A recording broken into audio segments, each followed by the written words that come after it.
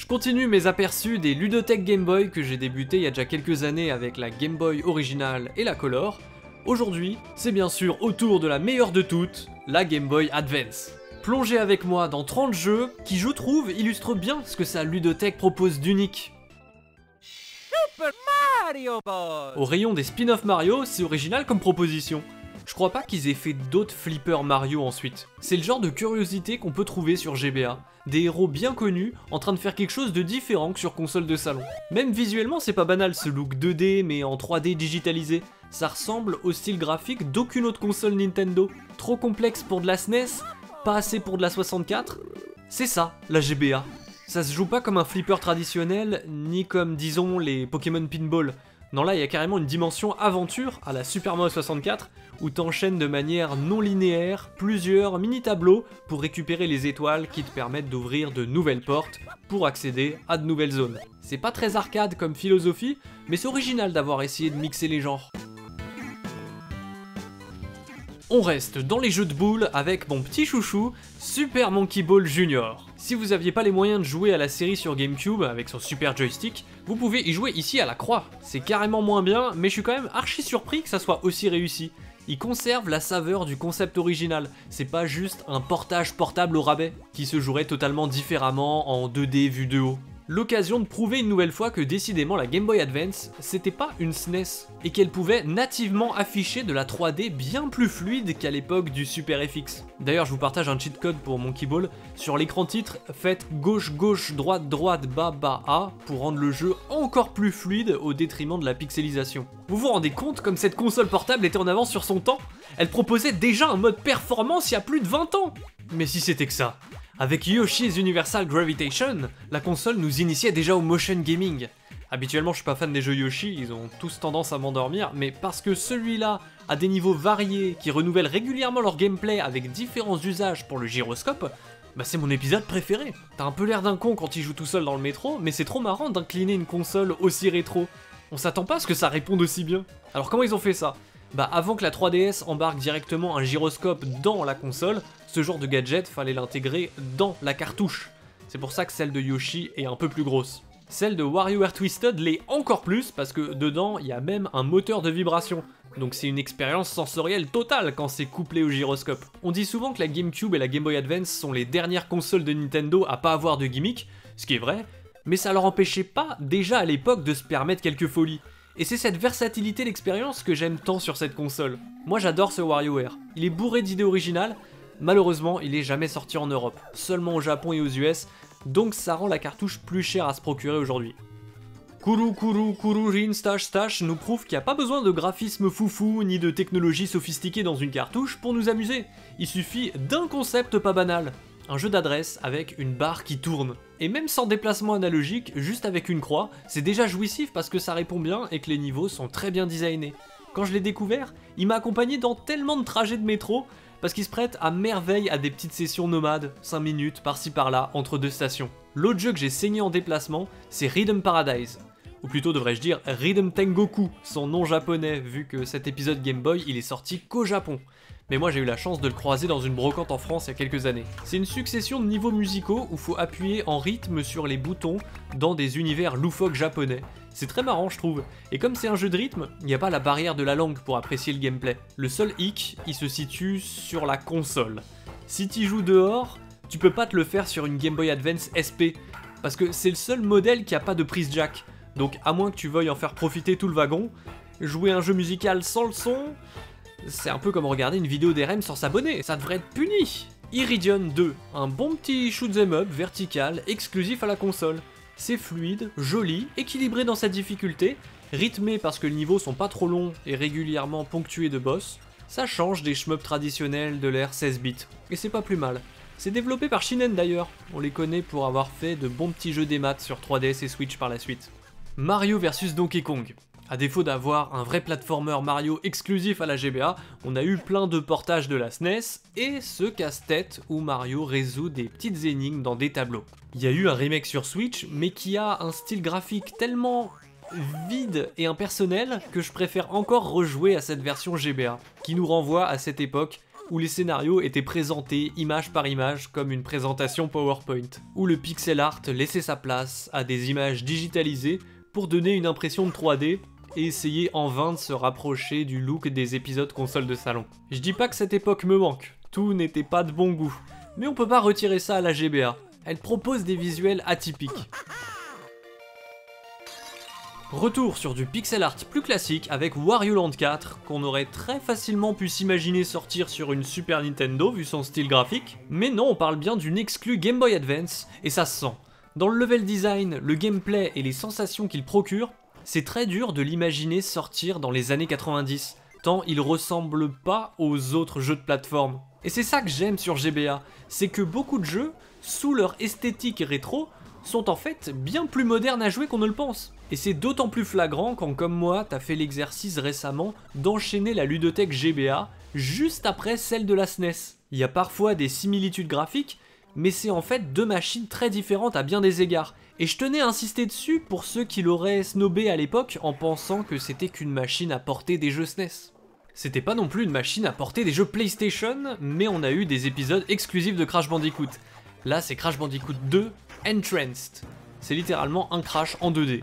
Tout est là, l'ambiance, la musique, les moves, les éléments de level design que t'as pu voir dans les épisodes précédents, les caisses à casser, les niveaux bonus, mais adaptés en 2D. Et si dans les années 90 c'était très intéressant d'analyser comment des séries en 2D allaient prendre le virage de la 3D en adaptant leur gameplay, dans les années 2000, c'était drôle d'observer l'inverse. Des licences qui n'avaient connu que la 3D, mais qui, pour pouvoir sortir sur Game Boy, ont dû faire l'exercice du D-Make. Moi j'ai trouvé ça coolos, parce que ça reste de la plateforme simple et efficace. Contrairement à Banjo-Kazooie, la revanche de Grunty, qui comme son homologue sur console de salon, joue plus la carte de l'exploration et du collectathon. Ils auraient pu en faire un simple jeu de plateforme vu de côté, mais non, ils ont quand même fait l'effort de transposer l'ADN de la série à une représentation 2D vue de haut. Mais résultat, ton champ de vision est pas énorme, et dans un jeu où faut fouiller de larges zones, c'est pas ce qu'il y a de plus confortable je trouve. Enfin, nul doute que si t'es déjà un grand fan du jeu de base sur 64, ça peut être très marrant de voir tout ce qu'ils ont adapté. Fun fact, en 2003, c'était le premier jeu Rare à sortir sur une console Nintendo depuis le rachat par Microsoft. Avec Boktai The Sun Is In Your Hand, on retourne sur les cartouches à gimmick, et encore aujourd'hui, celle-là elle est assez unique parce qu'elle a carrément un capteur solaire intégré. Quand j'étais petit, je pensais que ça permettait de jouer sans pile, mais non, c'est juste que pour recharger l'arme de ton héros, il te faut du soleil. Donc c'est plus une contrainte qu'une feature, parce qu'en intérieur, ça rend juste certains passages très casse-couilles. Mais il paraît que c'était pour motiver les enfants à jouer dehors quand il faisait beau. D'ailleurs, étonnamment, pour un jeu Game Boy, je trouve qu'il a pas du tout une esthétique de jeu pour enfants, entre ces cercueils à traîner avec des chaînes et ces mécaniques d'infiltration à la Metal Gear Solid. Ah oui, je vous ai pas dit, c'est fait par Hideo Kojima. Et lui, il a tendance à créer des jeux qui se jouent différemment. Ça fait pas toujours mouche avec moi, mais c'est cool qu'il existe encore des créateurs qui cherchent à proposer de la vraie nouveauté.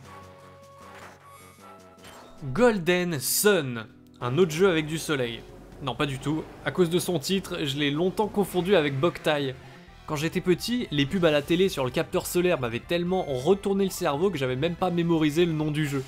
Donc quand je me suis intéressé au rétro gaming des années plus tard et que j'ai découvert Golden Sun, c'était pas du tout ce à quoi je m'attendais. C'était un JRPG classique, comme on en faisait sur 16 bits. Alors entendons-nous bien, là j'y ai rejoué, c'est un bon jeu. Mais c'est tout, c'est pas le classique dont tant de gens parlent. Pour un premier RPG dans ton enfance, c'est une tuerie. Mais dès que t'as un minimum de bagages, il est plus si excellent à découvrir à notre époque, je trouve. Parce qu'il a plein de phases longuettes, une structure basique et des persos qui parlent beaucoup trop pour dire de la merde.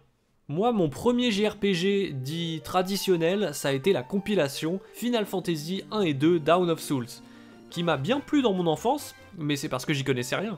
Aujourd'hui non plus, c'est pas si ouf. J'ai de la nostalgie pour ces deux jeux, mais ce qu'on te fait faire, c'est très old school. Pas passionnant, et c'est pas comme si le scénario allait rattraper quoi que ce soit. Mais enfin, ça a été de bonnes portes d'entrée pour découvrir ensuite ce que le genre avait de meilleur. Final Fantasy Tactics Advance, quant à lui, a été ma porte d'entrée vers les tactical RPG.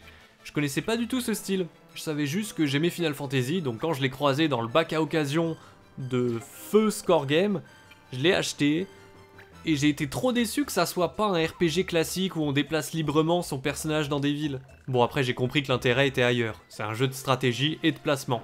Il a plutôt bien vieilli si vous voulez mon avis.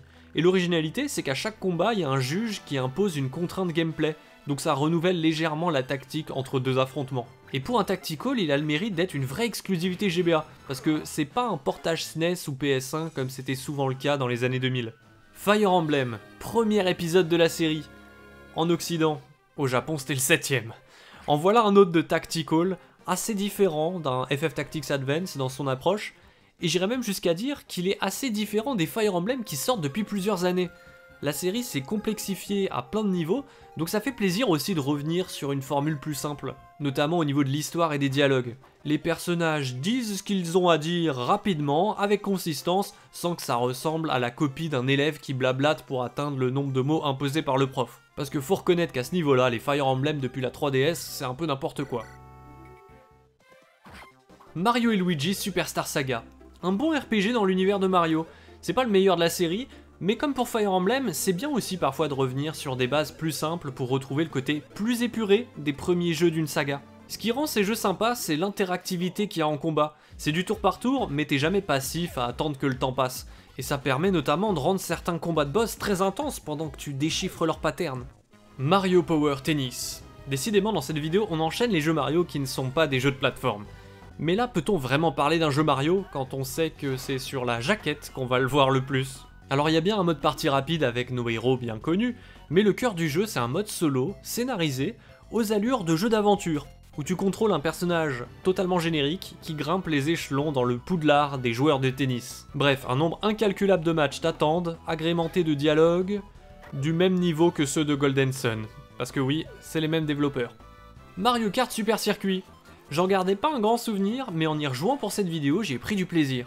Il y a une ambiance feel good, c'est coloré, le gameplay change des autres épisodes. Et au final, je le trouve même mieux que l'épisode Super Nintendo, à tous les niveaux. Faut reconnaître qu'avoir enfin le jeu en plein écran, ça aide aussi. F-Zero Climax. Pareil, c'est encore mieux que sur Super Nintendo. Ce qui est fou, c'est qu'il y a eu 3 épisodes différents sur Game Boy Advance. Climax, c'est le dernier de la console, et même le dernier vrai épisode de la série, si on compte pas le Battle Royale sur Switch. Malheureusement, il est sorti officiellement qu'au Japon. Mais encore une fois, c'est pas le genre de jeu où il y a besoin de parler la langue. Et tant mieux parce que ça se joue très bien, mieux que les 2 épisodes GBA qui sont sortis chez nous. Les graphismes sont encore plus beaux, les musiques sont cool, je vous le conseille. Street Fighter Alpha 3 Upper. C'est pas banal comme portage ça. C'est un jeu Saturn PlayStation, donc forcément les graphismes ont pris un coup, à cause de la faible résolution de la Game Boy Advance. Les personnages sont moins détaillés, mais ça affecte surtout les petits éléments comme les visages, parce que sinon les corps je les trouve toujours magnifiques, vu comment le jeu reste hyper bien animé. Et même niveau gameplay je suis impressionné. C'est Street Fighter Alpha 3, avec tous les persos et coups spéciaux. Techniquement, quelle prouesse! Par contre niveau ergonomie, je vous rappelle qu'on n'est plus sur un pad Saturn. Il n'y a que 4 boutons, et la croix est pas bien grande en comparaison. On reste dans la bagarre avec Wade Ixton's Counter Punch. A défaut d'avoir un vrai punch-out sur la machine, voici un punch-out-like qui se défend très bien. C'est nerveux à jouer, mais surtout le jeu il pète visuellement avec ses énormes personnages à l'écran bien animés. Un truc que j'ai vraiment remarqué récemment, c'est que la GBA elle pixelise beaucoup l'image à cause de son petit écran, mais c'est ouf le nombre de jeux qui malgré tout sont trop beaux, parce que le nombre de frames dans les animations de chaque sprite est très élevé. Donc dans l'ensemble, ça fait des jeux qui bougent bien mieux que sur 16 bits traditionnels. Avec Metal Slug Advance, la GBA marche carrément sur les pas de la Neo Geo. Vous me direz, Metal Slug, c'est pas la série SNK avec les sprites les plus complexes, donc le côté SD passe à merveille même sur un petit écran Game Boy. À jouer, on est en terrain connu, et ça tue. C'est une vraie aventure exclusive à la console. Par contre, faut reconnaître que les niveaux ont un level design un peu plus simple et moins foufou que sur console de salon. Ce qui peut se comprendre. Les explosions et les boss sont moins impressionnants, mais ça reste un bon run and gun arcade, avec la durée de vie d'un run and gun arcade. Donc en 1 heure, c'est torché. Phantasy Star Collection. Là par contre, on n'est pas sur un jeu exclusif, c'est une compilation des 3 premiers Phantasy Star sortis sur Master System et Mega Drive. Et j'ai été surpris de constater que contrairement à la compilation Final Fantasy, là c'est même pas des remakes, c'est des portages bêtes et méchants des versions originales. Il n'y a pas de traduction FR, il n'y a même pas Phantasy Star 4, qui est le meilleur de la série, donc on se retrouve avec 3 jeux qui selon moi ont sacrément vieilli dans leur mécanique, même si dans leur ambiance, les 2 premiers ont toujours beaucoup de charme, notamment grâce à leur musique. Je vous les recommande pas spécialement, mais je trouvais ça marrant de voir des vieux jeux Sega tournés sur GBA. Comme c'est le cas de Shining Force Resurrection of the Dark Dragon. Lui en revanche c'est pas un portage, c'est un full remake du premier épisode sur Mega Drive. Les sprites sont plus gros, plus beaux, mais prennent peut-être même trop de place à l'écran vu comment l'action est zoomée maintenant. Et puis il y a fréquemment des chutes de framerate quand la caméra elle scrolle. Donc ça reste un très bon tactical addictif, mais il a pas rendu la version Mega Drive obsolète pour autant. Kingdom Hearts Chain of Memories. J'ai jamais réussi à accrocher à cette série, que ça soit son histoire énigmatique ou son gameplay action, ça me procure aucun plaisir. Mais je mentionne quand même cet épisode Game Boy parce qu'il a bonne réputation. Il y a un système de deck de cartes pour déclencher des actions qui le rendait assez original pour son époque. Mais moi ce qui m'a le plus marqué c'est sa cinématique d'intro en images de synthèse. J'étais comme un ouf de voir un truc pareil tourner sur une Game Boy. C'était hyper rare sur une console à cartouche. Et puis elle était longue la vidéo. Ça changeait des cinématiques PowerPoint. Lady Sia, un action platformer exclusif pas très connu j'ai l'impression. J'aime bien le style graphique cartoon avec plusieurs niveaux de scrolling qui rajoutent de la profondeur au décor. À jouer c'est pas hyper original mais c'est réussi. C'est agréable de faire des actions. L'héroïne est vive, précise, et plus j'avançais, plus je me disais que Lady Sia, c'est ce à quoi auraient pu ressembler les Zelda CDI si c'était des bons jeux avec un meilleur gameplay. Parce que ça ressemble un peu. Mais c'est pas un jeu d'aventure, c'est assez linéaire. Contrairement à Castlevania Aria of Sorrow. Là on est sur des zones labyrinthiques avec beaucoup d'exploration et d'aller-retour. Moi j'ai du mal avec les Metroidvania. Je kiffe le début, puis ça me lasse vite au bout de quelques heures. J'ai pas la foi de tout cartographier. Mais dans son genre, Aria of Sorrow il est très réputé.